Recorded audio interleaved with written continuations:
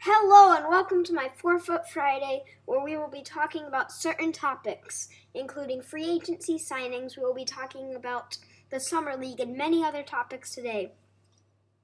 First, we're going to start off with Gordon Hayward. So the Celtics have signed Gordon Hayward, and this is probably one of the largest deals in free agency, because now the Celtics might actually have a chance to compete with the Cavaliers and the Warriors. The Celtics, they have 2 stars now. They have Isaiah Thomas, who is leading the league in fourth quarter points, and they also have Gordon Hayward now, who's going to be the best player on the Celtics. And yes, I do think he is better than Isaiah Thomas just because of how he made that Jazz team. He made them go to the next level. As Isaiah Thomas, he had Al Horford around him, he had other players, but Gordon Hayward really led that Jazz team. It was him and George Hill.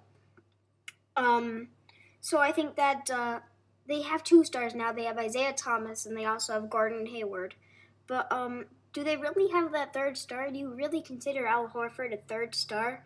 We know that the Cavaliers, they have Kevin Love, LeBron James, and also Kyrie Irving. We know the Warriors have a big 4 with Stephen Curry, Klay Thompson, Kevin Durant, and Draymond Green. So can we really see the Celtics competing? You know, obviously they lost 4-1 in the series against the Cavaliers. And then we also have to see how their young players develop, obviously with all of their picks from the Brooklyn Nets. So we have to see how Jason Tatum, the 3rd overall pick for them, how he develops. They also have to see how Jaylen Brown develops. And they have acquired another pick, and that's the 76ers first rounder, so we have to see, what does that turn into? Can they get another player from that?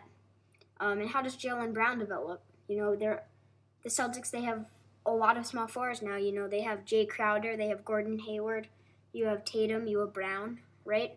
So what do you do with everything? Do you trade Jay Crowder? Do you trade one of your rookies? Or, do you trade Tatum or do you trade Brown?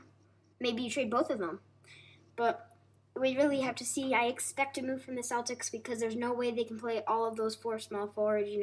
They have an all-star, they have a rookie who needs minutes, they have a second-year player, and then they have Jay Crowder. So if I were them, I would trade Jay Crowder because Gordon Hayward's too valuable, Tatum's too valuable, and we don't know how Brown's going to develop in the future for him. So we really have to see how the Celtics, what they would do with signing Gordon Hayward. I think it's a great deal for them because, if they can get that 1 extra star maybe from a rookie who grows in the future, they become that one team that can really face off against the Warriors and the Cavs. So next we have Rudy Gay. He is signed with the Spurs, and this is a massive deal for the Spurs because of the fact that it's only 2 years, $17 million, considering that free agents now are getting $25 million if you're not an all-star, you're getting $25 million a year. Even players like Nick Young signing the $5 million for the 1 year.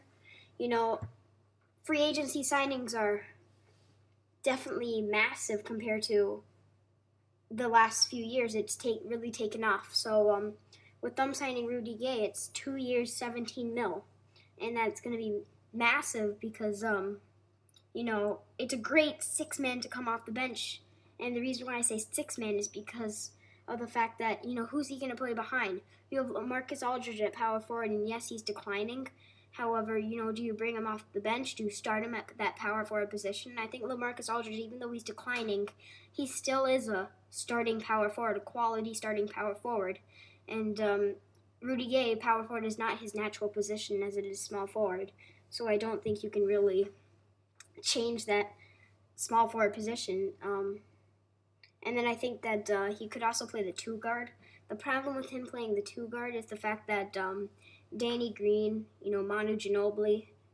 So I don't see him playing, in front of Danny Green because he's one of the best 3-and-D players in this league. The fact that he can run up the court, shoot a 3, get back, and play incredible defense. And Manu Ginobili is one of the best bench players we've seen of all time. So it's going to be interesting. Obviously, I don't think he can play at small forward because you have Kawhi Leonard, but you also have Jonathan Simmons. Jonathan Simmons is really developed into a quality player, and Kawhi Leonard is one of the best players in the league, an MVP candidate. So with Rudy coming in, I think they'll probably play a maybe backup power forward, but he's very versatile, and you can play him power forward, small forward, shooting guard, wherever really the Spurs need him to play. And we know that Greg Popovich is going to put him into the best situation possible because of the fact that Greg Popovich is the best coach in the league. He's done so much with draft picks. He's just been incredible. One of the best coaches of all time. So it'll be interesting to see what Pop does with a talented player in Rudy Gay. I'll lead this into talking about the Kings, how they do lose Rudy Gay. However, they end up signing Zach Randolph and George Hill. And this is really, it shows how the DeMarcus Cousins trade, it really, people thought the trade was going to be bad. However, now with them signing George Hill and Zach Randolph, and them also getting some very talented players in the draft, I think they had the best draft of this year. I think that, the Kings could be a threat in the following years. With you have George Hill at point guard now, That may have not been the best signing because you want to give De'Aaron Fox and you also want to give Frank Mason some playing time. But my question for this is, what happens with Darren Collison and Ty Lawson? The fact that they're two players and they both, Darren Collison was obviously the starter for the Kings and backup was Ty Lawson. So you're going to have George Hill start, but backup De'Aaron Fox and then backup behind that Darren Collison, backup behind that Ty Lawson, and then backup behind that Frank Mason. So I could see, maybe the Kings re-sign Collison or Lawson, and then give one of those players to another team in free agency, whether you re-sign him and then you trade him, maybe get a pick from that second rounder. And then you also have Frank Mason, maybe you throw him in the D-League for 2 years or so. Wait till you have a spot for Mason to fit in. Or you could, I think the best benefit, how they would benefit is if they trade Collison or Lawson.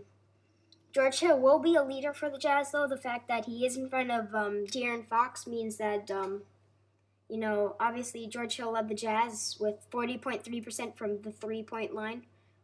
He also was putting up 16.9 points per game. He's putting up 3.4 rebounds a game and 4.2 assists per game. So it really the numbers show how he really led the Jazz. But with him and Gordon Hayward gone, the Jazz are going to definitely struggle. In the future, we could see the Kings with obviously at point guard you're going to have George Hill, but obviously he's 32 years old, so he's going to start declining. So once he declines, that's when De'Aaron Fox will probably grow into that John Wall type player for them, and you really see them starting De'Aaron Fox at point guard, maybe a backup of Frank Mason if he develops. If he doesn't develop, maybe you have George Hill behind him as that leader helping the rookie De'Aaron Fox develop.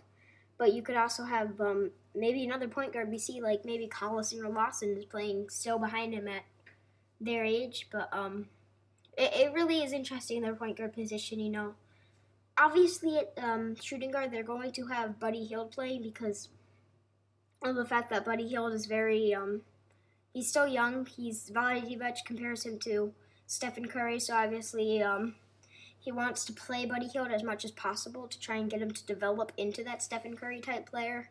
And he has shown signs. Obviously, he got the All-Rookie First Team nod, so that would be a benefit for the Kings in the future, knowing that they do have an All-Rookie on their team and a possible All-Rookie First Team next year in De'Aaron Fox. Shooting guard position at the backup's going to be interesting. We'll have to see what they do there because of the fact that, you have Buddy Hield, but maybe you move Ty Lawson or Darren Collison to the shooting guard position and you re-sign both of them because of the fact that Frank Mason, if you play him at backup shooting guard in the future, he's going to be too small for it. Obviously, he's under 6 foot, so I don't really see him playing shooting guard. And then you also have De'Aaron Fox and George Hill, and if you try and improve De'Aaron Fox's shooting, then that's a possibility. However, the fact that De'Aaron Fox, he's never really consistent, I don't see him playing that shooting guard position, just how talented he is at point guard. And then you also have, you have De'Aaron Fox and you have George Hill. But, George Hill, he could be a good shooting guard, but maybe when he's 3 years from now, when you lose your speed, someone like Stephen Curry, when he loses his speed and ability to play as a point guard, he'll be dropped back and played as shooting guard, a shooter off the bench like a Nick Young type, Kyle Korver type, where at the old age, you still have, when you're 40, 35, you still have that three-point shooting. You just lost your ability to drive to the basket. Small forward position will be interesting. Obviously, earlier in the podcast, I said that Rudy Gay left to the Spurs, which is it's an interesting thing for them because they benefit from this in a way because of the fact that Tyreke Evans will be playing more minutes, which means that he will grow more as a player. The fact that he won Rookie of the Year playing on the Kings, and now he's back after not so much performing on the Pelicans. So, he's back at his team. And then power forward is going to be interesting. You obviously want to start Zach Randolph because of the fact that he's a leader. He's 35 years old at this currently, so he really can show that veteran leadership to young players at the power forward and center position, such as Willie Cauley-Stein and Skal Labissiere. They're two growing players. At the end of the year for the Kings, they were in that starting lineup for the front court. But Zach Randolph obviously putting up that 14.1 points per game and 8.2 rebounds per game, so it shows, he's getting it done at that older age for an NBA player. In the future, maybe we see Skal Labissiere climbing the ladder, playing in that starting lineup, because obviously when they were tanking at the end of the season, they just want to get their young guys and give them NBA experience, and he actually had a very good second half of the year, Skal Labissiere, he got close to a 20 player efficiency rating, and that's something to look out for in the future. Skal Labissiere's putting up the numbers, but we could see, Zach Randolph teaching him too. Zach Randolph obviously has the experience playing with the Grizzlies. The Grizzlies are always a contending team. And then obviously at center position, you have two great players in Willie Cauley-Stein, your starter, and you also have the backup of Papagiannis. So center position, you're stacked in terms of that. And then you can't forget you also have Costa Koufos and Anthony Tolliver. So it would be interesting to see what really happens with this Kings team in the future. Now I'm going to talk about a little bit about, the signing of, so they got George Hill, and this leads me to the point of the Jazz, how I really talked about this before, but they don't have George Hill or Gordon Hayward, the two top players on that Jazz team. Maybe you could argue Rudy Gobert is better than George Hill. But, we'll talk about the point guard position a little bit later based on the Summer League. However, that point guard position, you have Dante Exum, Shelvin Mack, and Raul Neto. Who really starts in that, the Jazz didn't do anything wrong because of the fact that they just, they wanted to be put in a better situation possibly. One wanted to go to Sacramento, one wanted to go to Boston. So you could see, the Jazz didn't do anything where they made a wrong trade. It's just the fact that they didn't plan for it, and obviously Joe Ingles resigned, but it's really interesting because now you rebuild around Rudy Gobert, right? But you really have to build that team around. Obviously, he was a candidate for Defensive Player of the Year, and in my mind, I think he should have won that award. But who starts at point guard? Dante Exum, Shelvin Mack, Ron Neto. And then you have at shooting guard, you have Rodney Hood, who's a good three-point shooter. But obviously, you're losing your your talented player, which is Gordon Hayward, who can play that small forward and shooting guard position, both of them.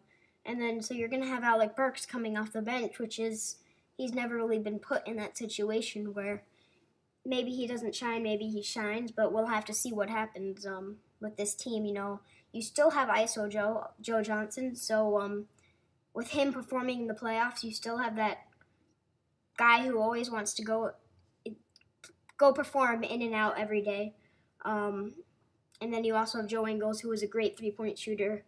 And then at power forward, maybe Derek Favors has a breakout season. He had kind of an off year this season. The year before that, he did put up some pretty decent numbers. You've obviously lost Trey Lyles to move up in the draft, so you've lost your second option at power forward. So you're really going to try and start Boris Diaw. And then at center, you obviously have the man you want to rebuild around, which is Rudy Gobert, top defensive player, but still doesn't have the offensive game. So you're going to really see, do they struggle? They have two good three-point shooters, but they don't have anyone to really lead that team. They don't have a Gordon Hayward. They don't have a George Hill. So we'll have to see what happens there with them. So next we're going to talk about a signing that the 76ers made, which is J.J. Redick. And I don't really like this signing, the fact that at point guard you have Markelle Fultz now, and then backup I'd say T.J. McConnell, probably over Jared Bayless. Maybe you start Jared Bayless, but you're obviously giving Markelle Fultz that nod to play the point guard position. And does he put that instant impact in? We don't really see point guards come into the league the first year and really shine.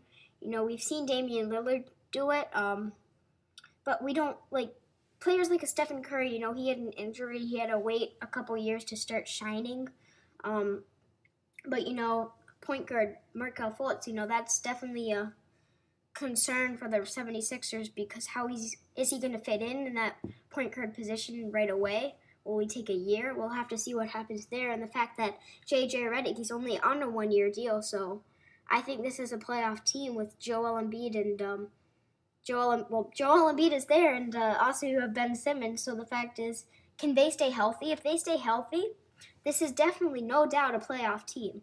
Joel Embiid and Ben Simmons, we've seen what they can do. Obviously, Ben Simmons, we haven't really seen him, but we have seen him practice, putting up those dunks that are just insane. I heard Molly Sullivan, the sideline reporter for the 76ers, actually state that Ben Simmons is ready. Ben Simmons is ready to come back. And, if you saw the dunk that he made, it's insane. He's not injured. He's ready to come back. And then you obviously have, that J.J. Redick, backup you have Timothy Luwawu. You also have Nick Stauskas. And power forward, you just signed Amir Johnson, the 76ers. But obviously you're going to start Dario Saric there. And then small forward, Robert Covington off the bench too. And you also have Justin Anderson. And center, you have Jahlil Okafor too, to see can he really develop. He was picked second overall by the 76ers. And he was actually argued maybe he should have gotten first overall in that draft to the Minnesota Timberwolves, but they ended up selecting Karl-Anthony Towns, which was probably the better pick. So it'll be interesting to see. If Joel Embiid and Ben Simmons stay healthy, this is a playoff team. You can quote me on that. However, Markelle Fultz, I don't really see him leading the team in his first year because obviously you have him, What if he doesn't shine in the first year? Then you have J.J. Redick. But the problem with J.J. Redick, he's on a one-year deal, so maybe he doesn't resign in that next year. But, if he does, this is a great move by the 76ers. However, if Markelle Fultz doesn't put that instant impact in for them, J.J. Redick leaves the team, then this is not as good as a move as you might think it is for the 76ers. And then just one more point to say on them is the fact that, maybe they don't trade their third pick and go up to the first. Maybe they keep their next pick, wait another year, have that process going along for one more year because maybe you take, obviously Lonzo Ball and Markelle Fultz would be off the board. Unless Markelle Fultz actually may still be on the board or Lonzo Ball might be on the board because of the fact that Danny Ainge did state that if he had the first pick, he still would have selected Jason Tatum. But I think it was best for them to trade the pick. But, maybe they do end up getting that Lonzo Ball or, maybe they end up taking Markelle Fultz, maybe dropping to third because if the Lakers are really interested in Ball, the Celtics are really interested in Tatum. Maybe Fultz does drop to the third pick. And then, you have Fultz. Or if you don't have Fultz, you may select Ball. And if you don't have Ball, you may select De'Aaron Fox. De'Aaron Fox is not bad. This is definitely a stacked draft class with it going so deep, So many of these players in the draft have potential. And, maybe you wait, you select Lonzo Ball, De'Aaron Fox, Markelle Fultz in the third pick. And then you wait the year after. And then you draft a good shooting guard, or you just play Robert Covington at shooting guard, and you draft maybe another player that can really build your team even more. So I think that they should have waited one more year. Maybe if J.J. Redick's available in that next year, that's when you go after him. But the 1 year deal, I just think it's not enough, and I think it should have been maybe longer, 2-3 years, even though he is getting at that older age. But he is an incredible three-point shooter. I can give that to him, as the fact that last year he was leading the league in three-point shooting for a lot of time, and it really shows that this is a good move. However, 1 year, maybe that's not enough. So next I'm going to talk about 4 Summer League standouts I had, which includes Briante Weber, Dakari Johnson, Ding, and Dante Exum. So we're going to first talk about Briante Weber, how he's really stood out for me, even though the fact that he has some negatives. The fact that, he almost reminds me of Kyrie Irving, the fact that he just can dribble around everyone in a court, maybe pass the ball, have them shoot it. He can really lead the team, and playing with the Hornets, maybe he can, play behind Kemba Walker as a backup point guard. So he almost plays like a Kyrie Irving. The fact he can dribble around. However, the 2 problems I have with Briante Weber is the fact that he holds the ball too much, and his inconsistency is a problem. The fact that he holds the ball too much, he'll dribble around the court, and then with 5 seconds left on the shot clock, he'll give it to a shooter, and the shooter's in a bad position, and they'll miss the shot because of the fact that they only had 5 seconds to set their feet, jump up, shoot the ball. And the second point is that he's very inconsistent. So the fact that every single game in the Summer League, his points have dropped off from game to game. But if he can improve that, it's really tendencies, the ability to hold what he does when he holds the ball too much. It's really, an NBA team can coach him. Say, pass the ball at the 20-second point. Don't pass the ball when there's 5 seconds. So, and then with the inconsistency, just an NBA team maybe teaching him, be a little bit more consistent, An NBA game is not going to be day after day, day after day. It's going to be, maybe you have a back-to-back game, but you're only going to have, 20 back-to-back games in the NBA season? So you may have a 3-day break, a 4-day break. So it's not going to be back-to-back every day. Because some teams have played, back-to-back, and then a day later, they have a day break, and then they come back and they go right back into action. So we'll have to see if he can work on those 2 items. But I really think he can be the next player to come out of the D-League and be Jimmy Butler type, where, you take a few years to develop, but you really become almost Hassan Whiteside, how he came out of the D-League, and now he's a star. Jonathan Simmons developing into that star. So I really see Weber becoming that player.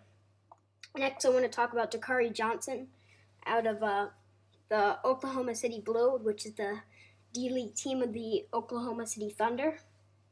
So he was drafted 48th overall in the which was the second round, and he has that height to him at 7'1". In the D-League this year, he's been averaging 18.5 points and 7.9 rebounds, which is very good numbers for a D-League player. He also made the All-Star game for the D-League, so it shows that he can put up the numbers. And I think that this kid can learn a lot, become a good backup for the Thunder behind Steven Adams, behind Enes Kanter, and maybe he can even surpass Adams and Kanter in the future. We have to see really how he develops behind a great coach in Billy Donovan, He's great at developing those young players, as we saw in college. When he was a college coach, he could develop those players. So, Dakari Johnson, it will be interesting to see how the 7'1" kid can do in the future. And the third player I want to talk about is Ding. He plays for the Mavericks. He's been insane for the Mavericks this summer league in terms of he's only put up 8.2 points per game in this summer league. So those aren't great stats, but this player really has to do with how hard he goes at attacking the ball. He does not stop at all. And so, I saw one play in the summer league. I remember it. He went down the court, and then he grabbed the ball from another player who stole the ball, got their team one extra possession, and when that possession was over with, he ran back down the court and grabbed the ball from the opposing player, got an elbow to the face, but it didn't matter because he got the ball for his team. It was a foul called on that player, and it really showed how he works harder than anyone on the court, and he wants it. And then you also have in China, he had 24.2 points per game in China, winning the MVP of the Chinese league. So, and then he also had 6 games where he scored 40-plus points. So the fact is, he's not a bad player for any team to have. The Mavericks, I think they're getting a steal with him coming out of China. He'll be great for them. And then finally, I want to talk about Dante Exum. I said I would talk about it earlier in this podcast. And the fact is, with George Hill gone, maybe he can step up. Maybe it's not going to be Shelvin Mack or Raul Neto. Maybe it will be Dante Exum, the kid out of Australia. He has got 22 points and 7.5 assists in this summer league, which is absurd numbers. Maybe he can lead this Jazz team with George Hill gone. Regular season, he only had 18.6 minutes, and in those 18.6 minutes, he had 6.2 points and 1.7 assists. So maybe with George Hill gone, he can really step up, be that man to lead him, maybe create a deadly duo in him and Rudy Gobert. So we just have to see how this guy improves. He has the most assists right now in the summer league on average. So with 7.5, we really see, can this kid really become George Hill for the Jazz next year? And so now I'm going to grade some players that were selected in the first round and how they're doing in the summer league this year. So Malik Monk and Frank Ntilikana, obviously they are both injured, so I want to just talk about them and how maybe it can hinder their development. The fact that Monk and Ntilikana, one playing for the Knicks, one playing for the Hornets, they're missing out on a great experience in the summer league. The fact that, this is where you really learn. You're playing against players that didn't get drafted and really want to shine for their team. Maybe they're in the D League. They want to make sure that they can get into their team. They can maybe get that money, because if you shine in the D League, a team will sign you up, give you that $1 per year contract. Maybe give you a $2 per year contract. And if you're lucky enough, the San Antonio Spurs will pick you up, and Greg Popovich will coach you to be a star. So with Malik Monk and Frank Ntilikana injured, it's really going to they're losing a lot of development they could have gotten, especially Frank Ntilikana coming out of France. I think he really needed this. He really needs to use this time, because of the fact that if you're playing in Europe, you need that experience. You need that. In America, it's more physical than the European games. You have more of that physical power. Especially you look at players now in the NBA, they're so built. They have so much muscle. So we have to see, the fact that Frank Ntilikana, he has been out injured, maybe that does make him, he's losing out on that time where he could really be strengthening his body to match up with the great point guards in the league, such as John Wall, Isaiah Thomas, Russell Westbrook, Stephen Curry, Kyrie Irving. I can go on and on about point guards in this league and how good they are. So we really have to see, can he be something for the New York Knicks? Next I'm going to talk about TJ Leaf. Obviously not in the lottery, selected by the Indiana Pacers. But he doesn't look like the UCLA TJ Leaf in the summer league. Game after game, he's just getting tired and tired and tired. And the fact that, in college it's a lot easier. You can get by with a lot more. The fact that, you're not going to be tired because of the fact that the games are so spread out, except for really in March Madness when it's compact with games. But TJ Leaf, he looks tired, I don't really see a lottery pick how you could be tired after you play a game for UCLA. You're playing with UCLA. You're playing with Lonzo Ball. I thought TJ Leaf would actually probably be better than Lonzo Ball in the NBA, but right now he's not looking like it.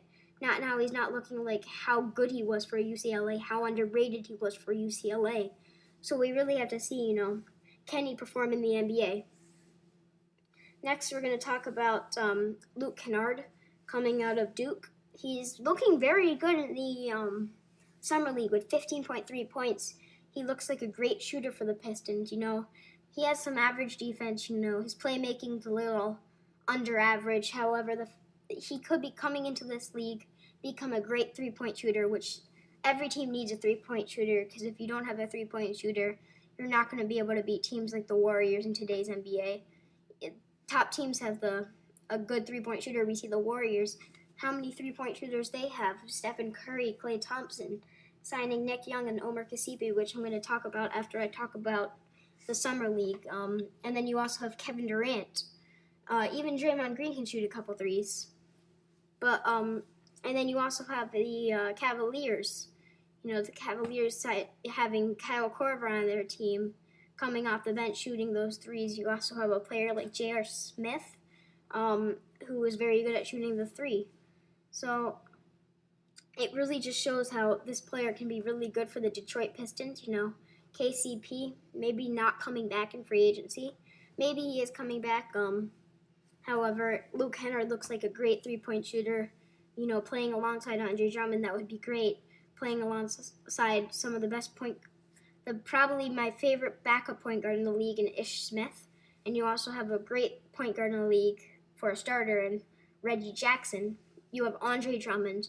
You have someone maybe possibly coming up showing their defense like Justice Winslow type player and Stanley Johnson. So we could really see, can he perform for this team?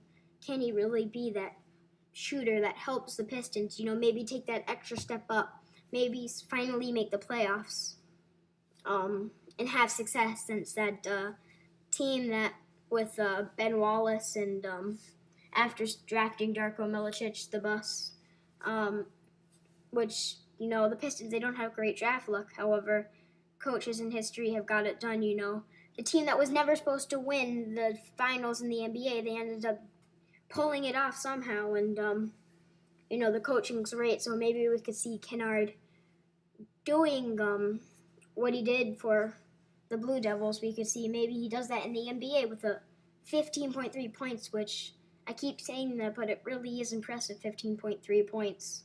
And, if he puts that up in the NBA, those 15 points, then that would really help the Pistons, and it would really make that push to the playoffs.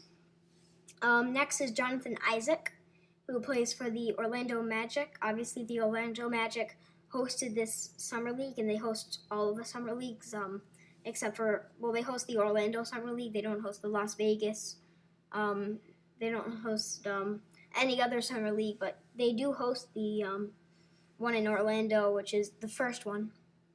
And he's done decent, 10.3 points. He's had pretty good defense, but what really stands out to me is the fact that he's grabbing 8 rebounds a game, which it shows me his ability to be athletic in the NBA, his ability to always, be focused on grabbing that rebound, and it could really benefit the Orlando Magic. The fact that, I think they really should have drafted a point guard. Elfrid Payton is very underrated. The fact that he's almost like a Rondo, Ricky Rubio type, where he's not the best at shooting the 3 balls, shooting the 2, but he is a good playmaker.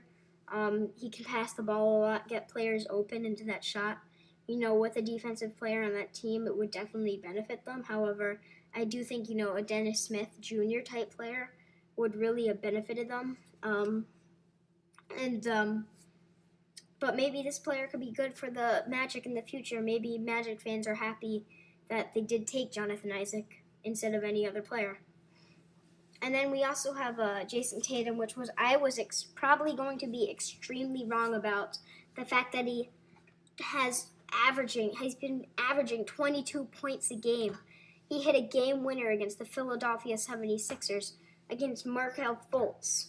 So, Jason Tatum, he's been amazing. Maybe he gets that case of Buddy Hield where we see him like, oh my God, this kid is great in the summer league, and then he doesn't have as good a regular season as we thought he was going to have, but I don't think so. I think that Jason Tatum with that averaging 22 points, he's really been the player to watch for in this summer league, and the Celtics might have taken a steal at small forward. And then finally, I'm going to talk about Donovan Mitchell for the Utah Jazz. Maybe fill that Gordon Hayward void. The fact that he's averaging 19 points, and he also is averaging 4.5 assists for the Utah Jazz. And I really think that him and Dante Exum can be that good backcourt in the NBA. The fact that Dante Exum averaging 22 points in the summer league, Donovan Mitchell averaging 19 points in the summer league. The fact that Donovan Mitchell only has 3 less assists than the leader Dante Exum in the summer league stats. He has 4.5 assists in the summer league, so we could really see him, really learning with Dante Exum learning from Mitchell learning from Exum. Maybe we could see a great backcourt in this NBA for the future. So now I am going to talk about Nick Young and Omer Kasipi. The fact that, the best team is getting better. The Golden State Warriors have acquired even more three-point shooters. And even though they have some of the best three-point shooters in their starting lineup, they didn't really have that much three-point shooters coming off the bench. And, Nick Young coming off the bench, if Kevin Durant, Klay Thompson, or Stephen Curry can't get it going, just bring Nick Young or Omer Kasipi in. We did see Omer Kasipi, he can shoot threes, he can get hot, he has had some heat checks time and time again where, he's proven that he can be a very good three-point shooter. Nick Young shooting 40.4% from the three, and in 2015-16 stats, Kasipi had 40.9% from the three, which was in 69 games. I didn't use 2017 season because of the fact that he only played 36 games with 3 teams, so I feel like with a team, you need to be playing for 40 games or whatever until you can really understand the team's playbook. So I decided to use the 2015-16 stats because of the fact that he played 69 games and he played it with one team, which was the Sacramento Kings. And that is when I believe he got into if I'm correct, he got into a 3-point, almost like a contest with Stephen Curry where they just went back and forth, shooting the three-pointer. Omer Kasipi went down the court, shot a 3. And then Stephen Curry was like, whatever you can do, I can do better. Shot a 3, so they kept going back and forth. And then you have Nick Young, who was on a 1-year, $5.2 million a year contract, And then you have Omer Kasipi on the 1-year minimum, and God, the fact that the minimum now is $2.1 million. That's $2.1 million. I would love $2.1 million a year, but that's now the league's minimum. It used to be it wasn't even close to that. So the fact that, he's making $2.1 million and that's the minimum, that's insane. But the Warriors can now have 5 shooters in their lineup, Stephen Curry, Klay Thompson, Kevin Durant, Nick Young, and Omer Kasipi. That's 5 players right there who are great shooters. And maybe you want a good center, a good power forward in the starting lineup, or in the lineup in general. You could have Draymond Green in there. You have all this three-point shooting, but then you have a great defensive player. In fact, the defensive player of the year, which was Draymond Green. And then you also have JaVale McGee. So much talent on this team. JaVale McGee is one of the most underrated players in the NBA.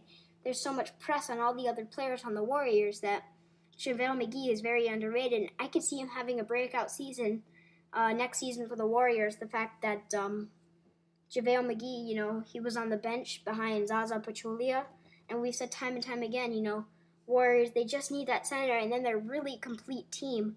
But I think JaVale McGee, he was very good for the Warriors. The fact that Stephen Curry, if he couldn't shoot the 3, if he couldn't pass it to a man who had that 3-point shot open, he could lob the ball up to JaVale McGee, and JaVale McGee would throw it down every time. McGee is also very good at grabbing the boards, and with Nick Young and Omer Kasipi on this team, it really just shows that the best team is just getting better. It's the rich getting richer. So I really think that this move benefits them because their bench is getting even better. We have to see what they do with the bench players like Patrick McCaw. What will they do with him with Nick Young coming into the team? And then you also have McAdoo. And so what will they do with the Warriors buying Omer Kasipi? So the other point after the Warriors is what I want to talk about is the team that could be the worst team in the NBA next season, the Indiana Pacers. The fact that they've traded Paul George away, and now they've gone and got rid of Monte Ellis, released him. They got rid of CJ Miles. So the fact that the Pacers, without these two players, it really just shows how they're going to have a massive, massive tank next year. The fact that Oladipo was 25 years old, Miles Turner is 21 years old, you can really build around those young pieces. You have TJ Leaf. Maybe he can develop into a good player. Obviously, I said he hasn't really been showing us numbers in the summer league as we would have liked. So, but you have Oladipo, 25 years old, and Miles Turner, who's a great defensive player at the age of 21. So, do you build around those players, but, at point guard, who are they going to have? They're going to probably be starting Aaron Brooks, When they had Monte Ellis and they hadn't released him yet, after they made the trade of Paul George, I thought they'd play Ellis at the point guard, play Oladipo at the shooting guard, and then start CJ Miles at small forward with a backup of TJ Leaf. But it looks like they're going to be starting Aaron Brooks at shooting guard, start Oladipo, and then small forward. Maybe you even start TJ Leaf, and then you'll have a great power forward center pairing in Miles Turner and Thaddeus Young. Thaddeus Young, a very underrated player. I'm looking for him to have a breakout year next year. That's the fact that when he plays with the worst team that's tanking, his numbers rise significantly.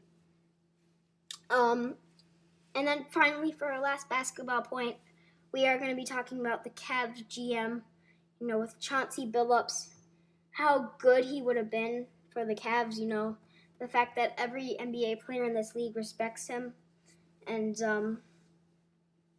really the fact that they didn't sign him, and now they're going through the whole of free agency.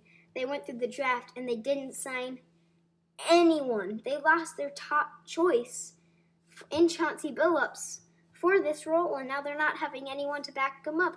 You can't go through a whole free agency period with these great free agents out there, You could have got your Nick Young, you could have got your Omer Kasipi, but, the Warriors went out, got them instead of the Cavs getting them, and it really puts the Cavs in a hole. What are they going to do? We saw the Warriors even going out having a good draft, drafting the player they wanted. We saw them getting the two players from free agency they wanted in three-point shooters. So, and the Cavs didn't make any moves in the draft, and they didn't make any significant moves in free agency, like going out maybe snagging some three-point shooters that they really need. They went out and they bought, who's the point guard? Jose Calderon. They got Jose Calderon, the man who was horrible at defense. It's outrageous. And the fact is, you can't go through a whole free agency period. You can't go through that period and not have a GM. The Warriors have made such great moves, and you're trying to compete with the Warriors, but you don't have a GM. Get Chauncey Billups in. But if you don't have Chauncey Billups, have a second option so that you can get through free agency. You don't need Jose Calderon when you have Nick Young. You have, even Monte Ellis is still on the board to grab him up. He's a great player the Cavs could get, but they're not doing anything because they don't have a GM. If they got Chauncey Billups in, everyone respects him. Everyone will come to the team because they all want to, they respect Chauncey Billups. Players respect LeBron James. They want to play with a young player in Kyrie Irving. However, without a GM, who's going to make the moves? Right now, the GM looks like it's LeBron James. Right now, the GM looks like it's Tyronn Lue. Right now, it's the owners making the moves. It's so dumb. You have nothing. Nothing. And, with the Warriors making these great moves in free agency, the Cavs aren't making these moves, and it's really frustrating to see that with the Warriors getting better, you expect the Cavs to get better, but they're getting worse by signing Jose Calderon. He's not a player that should still be in this league. Definitely not a player who should be on a contending team. So that's just really frustrating for me. And I want to finally talk about something that isn't basketball, the fact that America celebrated its independence on the 4th of July. So, just comment below. What did you do on 4th of July? I just sat around, blogged, made a post, and it was actually very interesting. I was doing a post on the top players from the Washington, D.C. area, and it's very interesting, actually, because of the fact that, you have the Kevin Durant in there. However, a player who I actually think is very good now, and I never thought, just looking at him in the NBA, I just always thought of him as a bust. You have Thomas Robinson out of Kansas, almost won a national championship, but was stopped in the path of Anthony Davis in Kentucky in the finals. So I'm just, Thaddeus Young, I looked at his numbers. He's actually putting up some decent numbers, playing with the Nets last year, and it really just surprised me. So if you want to go check out that post, go to 4footnut.wordpress.com, and it's a very interesting post, the fact that I'm just surprised by those statistics, how, I don't know, I just never thought that a player like Thomas Robinson would actually be a pretty good bench player for a team, and there's actually some pretty good players from the Washington, D.C. area that I did not expect to be that good. But anyway, that is going to be a wrap for today's 4-Foot Friday, and we'll see you next week. Hopefully some big moves happen, maybe someone snags up Monte Ellis, maybe the Cavaliers select a GM finally, because that's just it really is aggravating how they're not doing anything about that hole that they have. So I don't know. I'll see you next time on 4-Foot Friday. Thank you all for listening, and tune in next time.